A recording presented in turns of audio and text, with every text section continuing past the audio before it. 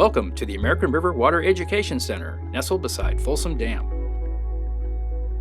You can discover the wonders of the American River Watershed and learn about the Bureau of Reclamation and the important role it plays in flood protection, water supply, and hydropower production. The reclamation team operates the facilities by applying the latest scientific engineering and technology to generate power and deliver water for the American public. Reclamation opened the center in 2007 to provide an educational experience to students and the general public. Inside, you'll discover a unique, hands-on environment to learn about the American River Watershed, its many features, and its development for water and power resources.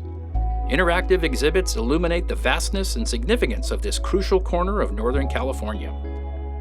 Discover how water sustains all forms of life and learn how each of us can help conserve this precious resource. The story begins prior to the arrival of European colonizers. For more than 12,000 years, Native Americans thrived alongside the bountiful resources of the American River. But it was in 1848 that the river's destiny changed forever. A shimmering discovery at Sutter's Mill on the South Fork of the river drew people from all corners of the globe, seeking their fortune during the gold rush. The sudden influx of settlers profoundly transformed what would become the state of California. As California's population grew rapidly, managing its water resources became critical.